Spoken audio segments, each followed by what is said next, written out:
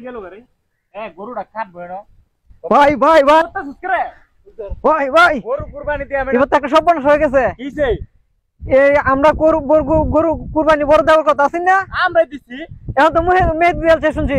জমি দিতেছে মেয়ে কয়টাতে গরু কিনছে? আমার গরু 1.5 লাখ টাকা কিনা। আরে হেডটা বলে 2 লাখ টাকা কিনেছে।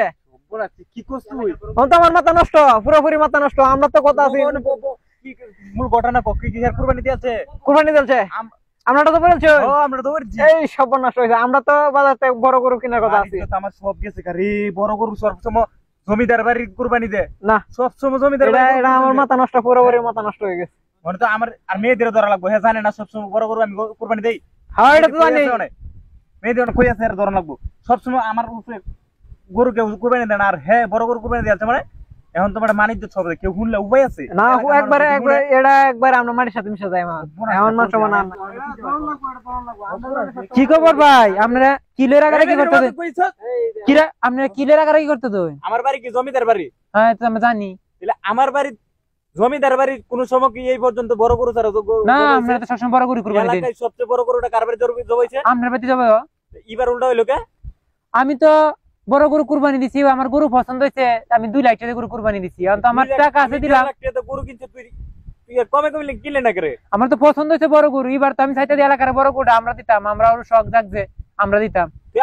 আমার কই এই কামটা করতে আমি আমি একটু বেশি দাম দিয়ে কিনতাম। আমি যদি কেউ শুনে এলাকার মানুষ যে জমিদার বাড়ি কম দামে গরু দিছে মানছে কথা কইলে কি আমার কুরবানি হইব?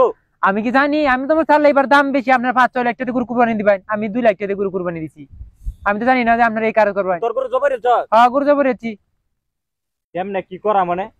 মাসুম কুরবানি 8-10 লাখ টাকা দিবেন, এবার দাম বেশি। আরে বেটা আমার একটা কাম হইছে মানে মানছে যদি শুনে এটা কি গো ভাই কিছে আপনাদের আরে কই না দে সর্বনাশ হইছে। আমার বাড়ি জমিদার বাড়ি, সব সময় আমার গরু সবচেয়ে বড় হয়।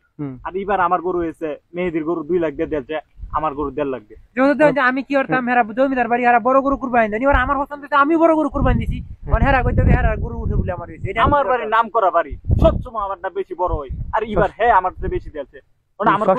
আমি সবসময় বড় গরু কুরবানি দেন, তাই না? এলাকার সবচেয়ে বড় গরু আমার কুরবানি হয় এলাকার মধ্যে। আর উনি কি করছে এই বছর বড় বেশি দেয়া হইছে। ঠিক আছে, আমার মানছে এলাকা যদি আমার আত্মীয় স্বজন শুনে যে হ্যাঁ এত কম দামে গরু দিছে, হ্যাঁ বেশি দিচ্ছে, মানছো মানে আমার থাকবো, আমার কুরবানি হইব। আচ্ছা এটা আচ্ছা আপনারা দুজন তো চুপ করেন, না ঠান্ডা হন, মাথাটা গরম করে সবকিছু হয় না, বুঝতে পারছেন? কারণ কুরবানি যে বিষয়টা আমরা যে কুরবানি দেই কিন্তু আল্লাহ তাআলা সন্তুষ্টির উদ্দেশ্যে কুরবানি দেই, তাই না?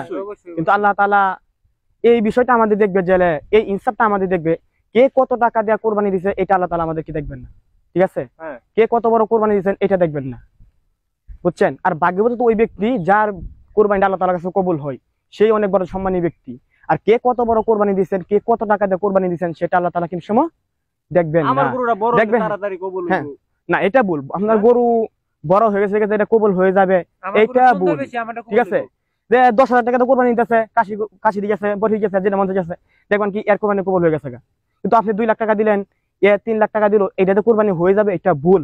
এই যে সমাজেরকে দেখানোর মধ্যে আমাদের কুরবানি দেওয়া হয় সম্মানের মাধ্যমে দেই, এটা কিন্তু আমাদের একটা হিংসার জায়গা অন্তরের মধ্যে। যদি অমুকে কেন এত বড় কুরবানি দিল আমি কেন দিতে পারলাম না, আমার সম্মান নষ্ট হয়ে গেল, এটা ভুল। সম্মান নষ্ট হওয়ার কোনো কিছু না।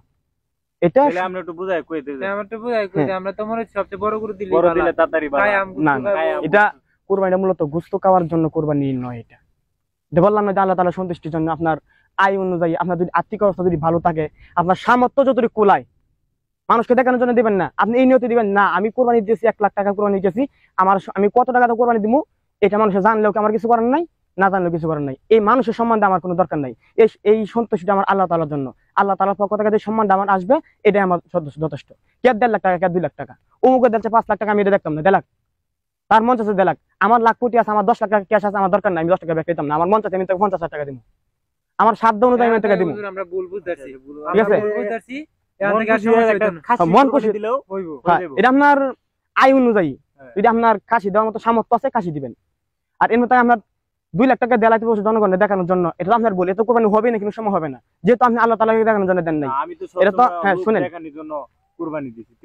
এটা তো ভুল করা যাবে না। আপনি লোক দেখানোর জন্য কোনো কিছু করা যাবে না, এটা কিন্তু অনেক বড় একটা শিরক। লোক দেখানোর জন্য কিন্তু ইবাদত, কোনো কুরবানি, কোনো কিছু করা যাবে না। এটা আপনি 1 লাখ টাকা রাখবেন, আপনি কত টাকাতে গরু কিনবেন এটা মানুষকে আপনি বলবেন না। আচ্ছা আচ্ছা মানে তাহলে মেহেদি তুমি ঠিক আছে, যেমনে এটাও খুশি এমনি কুরবানি দিও তোমার মন মতো। আমি এটা ভাই আপনি কুরবানি দেন, আমারও আমি খুশি মতো কুরবানি দেই, আমরা দ্বন্দ্ব করাটা আমি ভালো দ্বন্দ্ব না। করছিলাম এই হয় আমি দেখছেন, ভাবছিলাম এটা কিন্তু একটা দ্বন্দ্ব সৃষ্টি হয় মানুষের মধ্যে, আচ্ছা এরকম তো মন থেকে একটা হিংসা আসে, এটা ভালো মানুষের মন থেকে। ধন্যবাদ। আচ্ছা ঠিক আছে, দোয়া চাই সকালের কাছে।